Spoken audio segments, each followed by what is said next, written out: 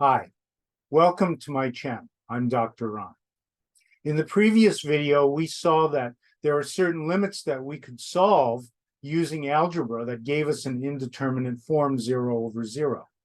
But we also encountered a type of problem that the algebra techniques will not help us. Let's explore a technique that would help us solve this kind of limit without using algebra. Before we get started, please remember to subscribe to this channel and like these videos. Subscribing to my channel and liking my videos helps support my channel so that I could continue to provide content that would help you. Now let's get started. Our approach to solving limit problems involved plugging in the value that x is approaching into f of x, much like we would in Algebra 1. The result f of a would either be a real number, in which case that's the answer, that's the limit. We could get a non-zero number divided by 0. That tells us the limit does not exist.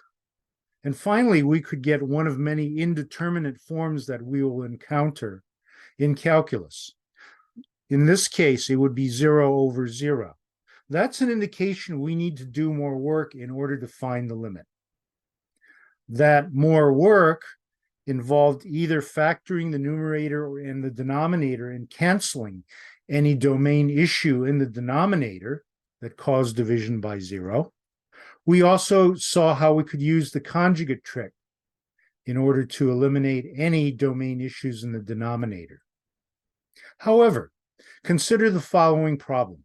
The limit as x approaches 0 of sine x over x.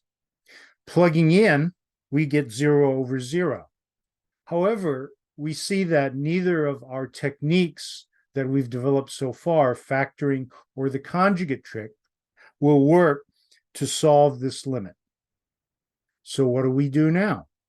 In order to solve the limit as x approaches 0 of sine x over x, a very clever person in history noted that the numerator was a trig function and the denominator was nothing more than the angle of that trig function. Consequently, the use of geometry and trigonometry seemed appropriate, plus an additional technique called the Squeeze Theorem. Let's learn more about what the Squeeze Theorem is and then go through this geometric solution to the problem limit as x approaches 0 of sine x over x. Imagine this very odd-shaped rose garden.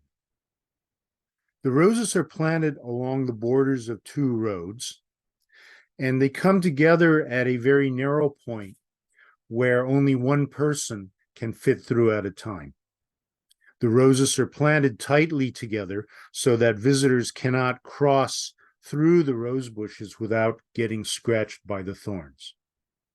A visitor who wishes to go from one side of this rose garden to the other can certainly look at the roses, but in order to get to that other side, they have to go through this very narrow passageway.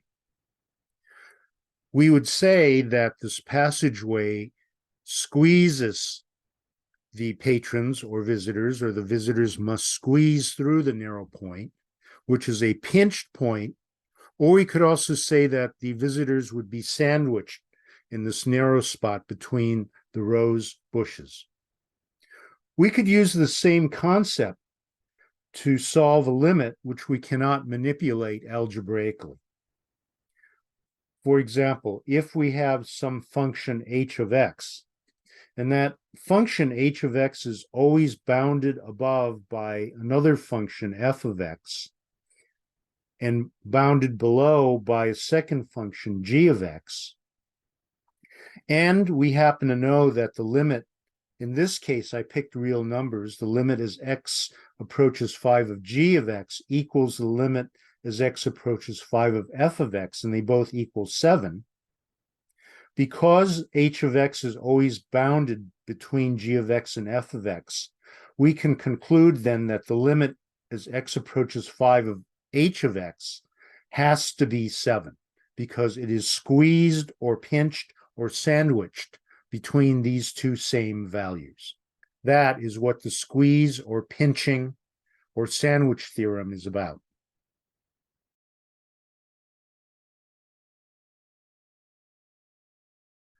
The idea this person came up with was to start with a unit circle and create three shapes with different areas, but with known area formulas. Starting with the unit circle, what was done was a line of tangency was drawn from the point either 1, 0 if you're in Cartesian coordinates or 0, 1 if you're in polar coordinates. So from this point of angle 0 all the way up, and then to connect a line segment from the pole that intersects the line of tangency.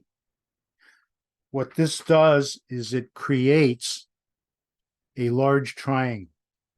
The second thing that was done was to draw a chord from these points of intersection to create the third shape, a small triangle. We also have the intermediate shape, which is this sector.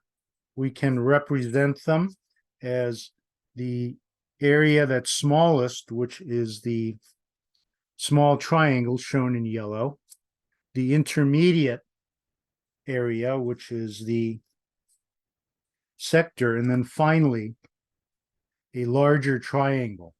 And to use, again, the formulas for these three shapes to create the limit as x approaches 0 of sine x over x. Let's take a closer look at how that was done. Recall from geometry that the area of a triangle is simply 1/2 times the length of the base of the triangle times the height of the triangle. Because this particular triangle is contained within the unit circle, we know that the length of the base equals 1. This particular leg of the triangle, I'm going to label capital H to distinguish it from lowercase h, which is the height. Well, since this is a radius of the same unit circle, this length is also 1. Therefore, this small triangle being an isosceles triangle.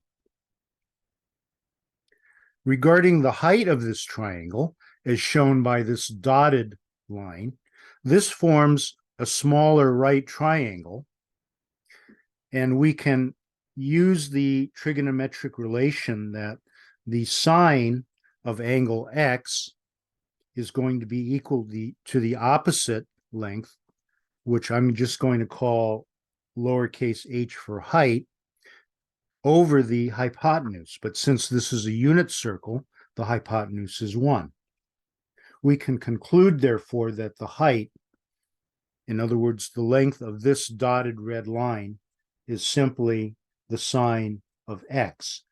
And if we substitute b equals 1 and h equals sine x into this equation, we arrive at the fact that the area of this small triangle, I'm going to call it a sub s, is equal to 1/2 the base, which is 1, times the height, which is the sine of the angle x, or simply 1/2 sine of x. The area of a sector is given by the equation 1/2 the radius squared times the subtended angle. Because this is a unit circle, our area is simply 1/2 1 squared times the angle x, or 1/2 x. The area that's probably least obvious or harder to obtain is the area of the large triangle shown here in red. That's because it goes outside of the unit circle in part. Of course, the length of the base of this triangle is still 1, since that is the part of the unit circle. I'm going to write lowercase h for the height, and I'm going to use capital R. You may pick whichever variable you like for the hypotenuse of this right triangle. Again, the area of this triangle is going to be 1/2 the base times the height. And of course, we know that the base is 1, leaving the height or the area is 1/2 the height. The trick is to determine what the height is. In order to do that, we'll go ahead and use the trig functions, sine of x, which we define as opposite over hypotenuse, in this case, h over r. Likewise, we can form the cosine of x, again, adjacent over hypotenuse, or 1 over r, since the base has length 1. We can solve each of these equations for r. We see that r equals h over sine x, but r also equals 1 over the cosine of x.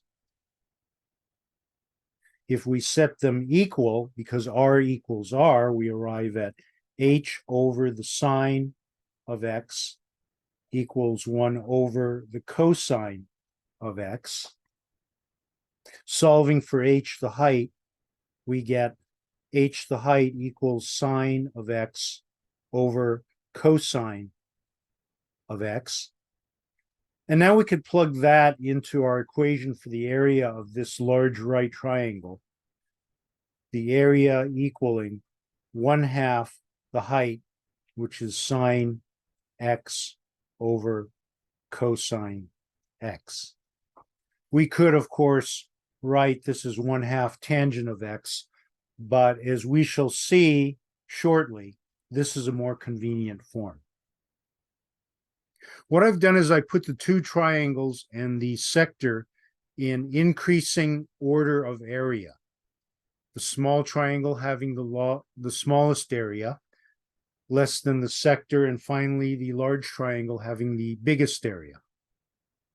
We derived equations or expressions for the areas of these respective shapes. This was 1/2 sine x. The sector has an area of 1/2 x, and the large triangle 1/2 sine x over cosine x. I noticed that all three terms in this three-way inequality have a 1/2 factor, so we could multiply through by 2 to eliminate that factor, giving us sine x is less than or equal to x is less than or equal to sine over cosine of x. Now, if we go back to our original problem, the limit as x approaches 0 of sine x over x, we notice that we have an x in the denominator, not the numerator. If I reciprocate all three of these terms in our three-way inequality, I get 1 over sine x now is greater than or equal to 1 over x, and that is greater than or equal to cosine x over sine x. Remember, whenever we reciprocate two sides of an inequality, we must flip or reverse or invert the inequality signs.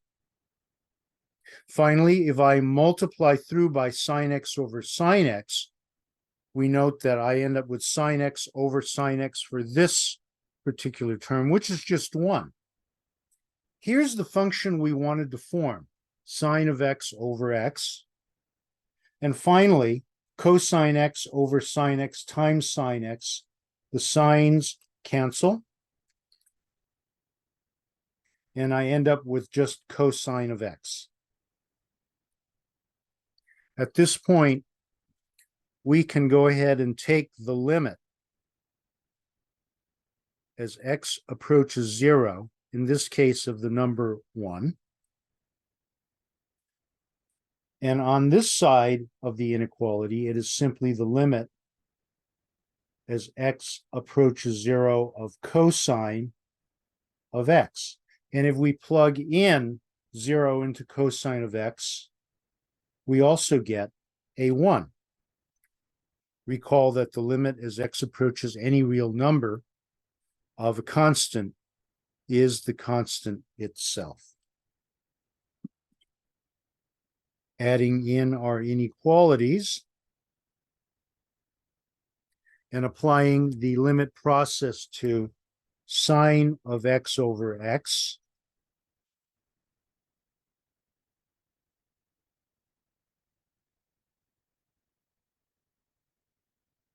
what we've effectively done is we've said by using this area argument that the limit as x approaches 0 of sine x over x has got to be greater than 1, but it also has to be less than 1. We've squeezed the limit as x approaches 0 of sine x over x between 1 and 1. We can conclude on the basis of this argument then that this limit, the limit as x approaches 0 of sine x over x equals 1. And we would say by the squeeze theorem. That's important, especially on an exam like the AP exam, that you let your reader or your teacher know that you are using the squeeze theorem. In the next video, let's use the techniques that we've learned so far to solve some of these problems that we might encounter on an AP exam or on a midterm or final from your teacher or professor. Again, please remember to subscribe to this channel and like this video. I'll see you in the next video.